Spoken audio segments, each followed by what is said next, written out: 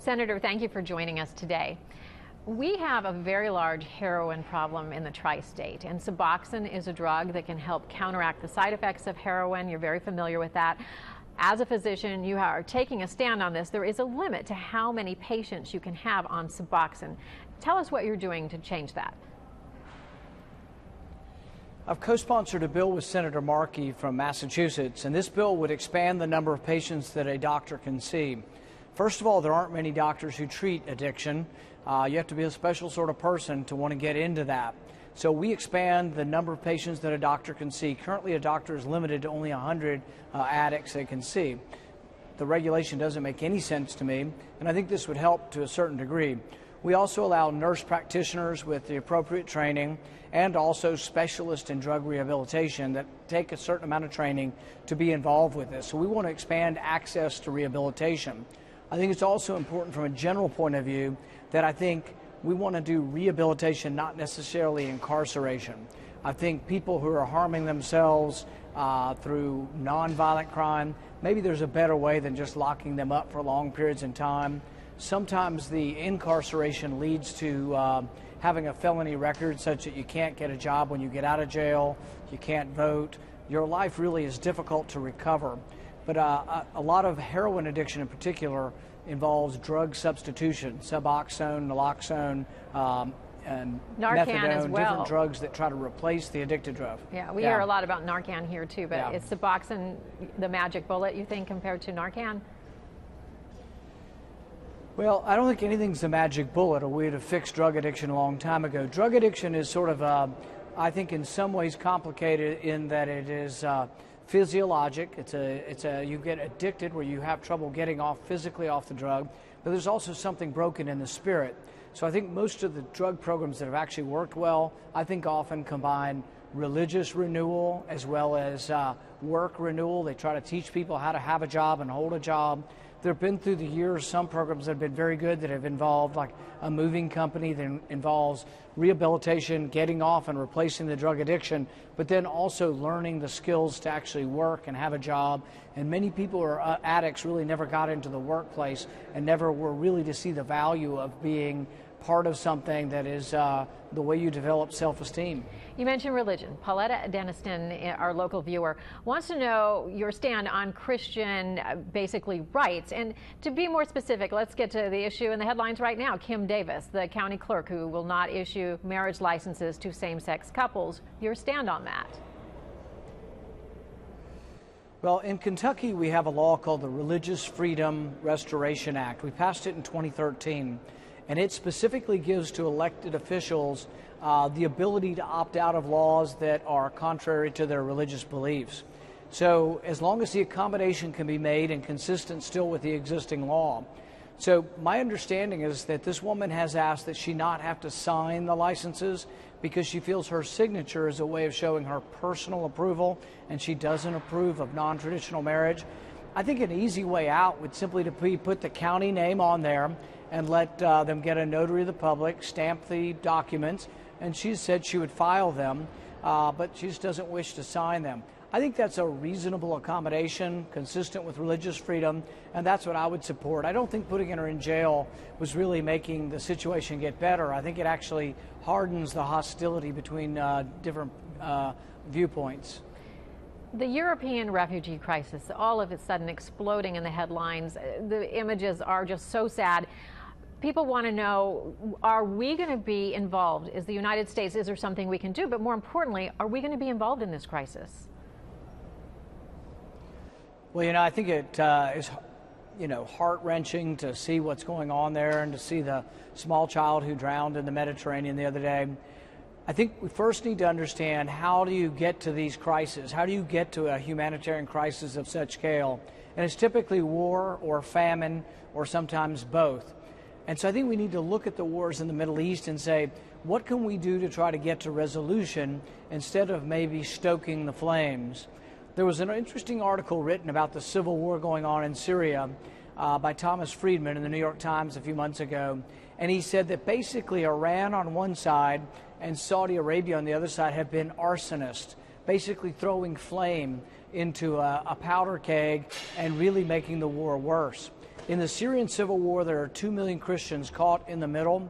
On one side, you have Islamic rebels who we have been arming, Saudi Arabia has been arming, and also Qatar has been arming. On the other side, you have Assad, and the Iranians have been arming him. So you have all these proxies involved in the civil war. We have 2 million Christians caught in the middle. Many of them are now fleeing. So it's a real tragedy. But one of the things I would not do is I would make sure that our arms are not going to people who are not really friends of America. And I would try to make sure that our arms don't go into a war that simply makes the chaos and the famine and the refugee crisis worse. But can you see us offering aid to Germany and the other countries taking in the refugees? We've always been a really welcoming country. I think we can. And I've been supportive of a project called Project Nazarene that Glenn Beck started to try to help Christians get out of the Middle East, particularly the Syrian Christians, and it's doing it through a private charity. My only concern about accepting large numbers without sufficient scrutiny is there is a risk that radical jihadists will become part of these migrant waves. In fact, yesterday in the newspaper, there was a young man from Afghanistan who's 19 years old carrying no passport. Well, Afghanistan's been a hotbed for radical Islam for, who knows, 2-3 decades now. And I think accepting people without a passport and without identifying papers when hundreds of thousands of people are crossing borders is a recipe for probably also accepting people who want to harm the West. So you have to be careful. It's one thing to have a big heart, but it's another thing to accept people that want to do harm to the West and really don't like us. Tomorrow is the anniversary of the 9/11 attacks. You are in favor of declassifying 28 pages of the 9/11 Commission report. What might that do, in your opinion? Well, when the report was written way back, over 10 years ago, after 9/11, the Republican head of the commission and the Democrat head said that we should release it. George Bush kept it secret for 6-7 years, and now President Obama's kept it secret for 6 or 7 years. Originally, the Saudi Arabian government said they were okay with releasing it. I think we should have a full examination of who the hijackers were. 16 out of the 19 were from Saudi Arabia. We need to look at their connection to funding sources within Saudi Arabia and the potential connections to government. The actual details I can't discuss, but I can say that Senator Bob Graham from Florida has written a great deal about this, and Congressman Walter Jones has been a champion of this, and now I've become supportive of saying let's release the names. If any of the names need to be redacted for some kind of concern for an American operative's safety, by all means do it. But I think it should be released, and people should be able to judge for themselves, who was involved with 9/11 and who are the people that attacked us. The Huffington Post poll has you at 2% in the presidential race, 2% of the people backing you. And that is top 10. It's number 10, but it's top 10. Marty Klein, one of our viewers, wants to know, what will you do to overtake the other candidates? Well, one of the good things about some of the polls, and everybody can look at different aspects of polling, but one of the things that we found very intriguing is that when you poll me against the Democrat, whether it's Hillary Clinton or another Democrat, they actually lead Hillary Clinton in 5 states that were won by President Obama. And what does that show? It shows that while I'm very conservative, I also have the ability to reach out to independents and to young people, particularly because of my stand on privacy, that I think people do have a right to be left alone, and that I think your records shouldn't be collected indiscriminately by government. So I think that's some of the good news in the polling for us, and it's also one of the ways that I separate myself from the other candidates. Another way I separate myself is that I don't think every war has been to our benefit. I don't think every intervention by us in the Middle East has actually helped us or made the region more safe.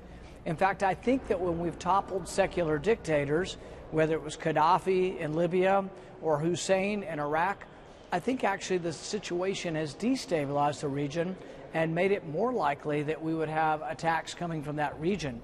So I think that all of these reasons do separate me and make me a different kind of Republican.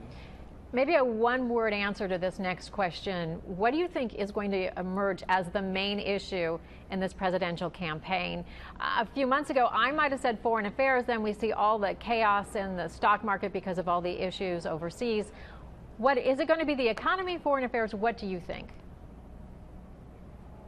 I think it'll be about which nominee from the Republican Party wants to make the government bigger or smaller. I've introduced a tax plan that would get rid of the entire tax code, all 70,000 pages.